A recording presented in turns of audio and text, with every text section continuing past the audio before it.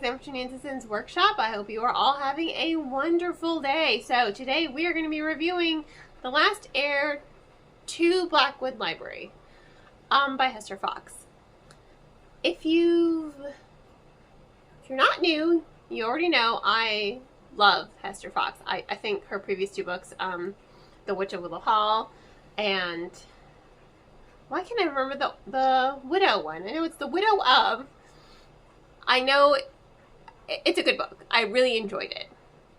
They're very gothic. They're very atmospheric. And you know, Hester Fox is really good at doing that. This book, it didn't falter as far as the atmosphere is concerned. The book itself is very atmospheric, and I do like that about the book. I think my biggest problem is the plot circles. It circles, and it gets very tiresome, and it gets very boring. So it follows Ivy. She has discovered, well, she is the last heir to this library that she's, you know, it's not really a library. It has a library. It used to be a monastery, and then it was a home, and you know, she is the last to inherit it, and she's never even heard of this library. So she goes and she's like, you know what, new start for me, awesome, new start, I'm gonna do this. I love that she loves books. I love how she's just like, these books in this library are meant to be read, and everyone's just like, no, don't take them out of the library. And she's like, I'm taking them out of the library. And she does. She takes them out of the library and she lends them to people in the small town.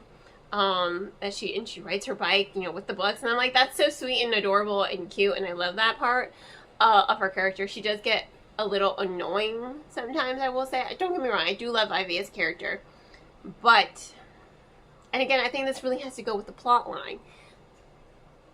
The books are magic. There is magic in these books. If people read them outside of the library, the magic comes alive.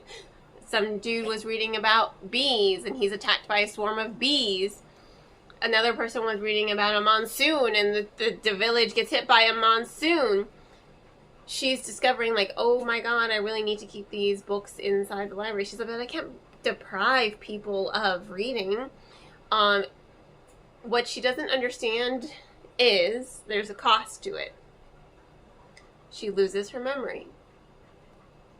It's a very slow reveal, but you feel it in the tension, in the repeated conversations she has with other characters. And it gets a little annoying and tiresome, especially because Mrs. Hewitt, she just refuses to tell this poor girl anything. Like, granted, maybe the first time around she wouldn't believe her. A second time around, you know, it's like, I would understand Mrs. Hewitt better if she had sat and be like, we have had this conversation before, and explain the situation. But no, she just frowns at the girl every time she does something that she doesn't agree with, you know, within reason, but it's just like, well, how is she supposed to know if you're not willing to tell her and educate her about this library and the magic that's inside of it and the cost of it? You're just watching her waste away and watching her memory disappear. I did not like Mrs. Hewitt at all, if you cannot tell.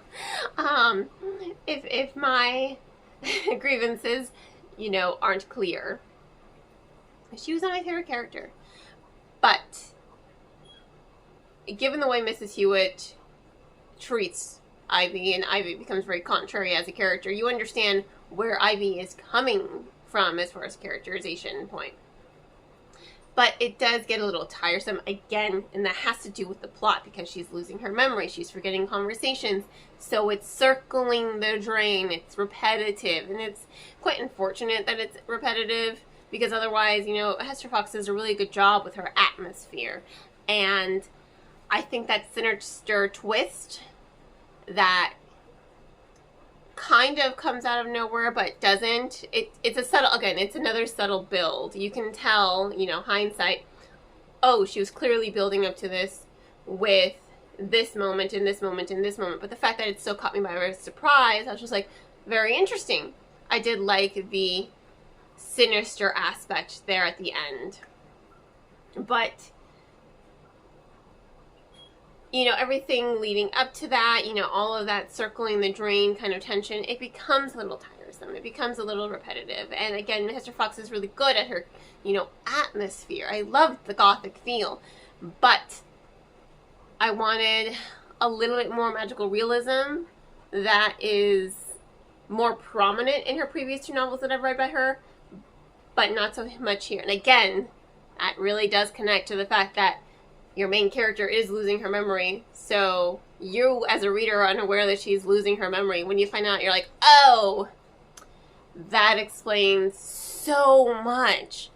But it's still a struggle because you're relying on the reader to really be invested, to stick to the story long enough for that reveal to happen. I love Ivy's love of books. Clearly, it's something I can respect. But I think, for the most part, that atmosphere, it's not strong enough to carry the full novel. You know, it's not strong enough to drive the plot, especially because it is lacking some of that magical realism. And, you know, it is a little tiresome and repetitive. So, unfortunately, I can only give this book 3 out of 5 stars. I would love to give it 4 stars.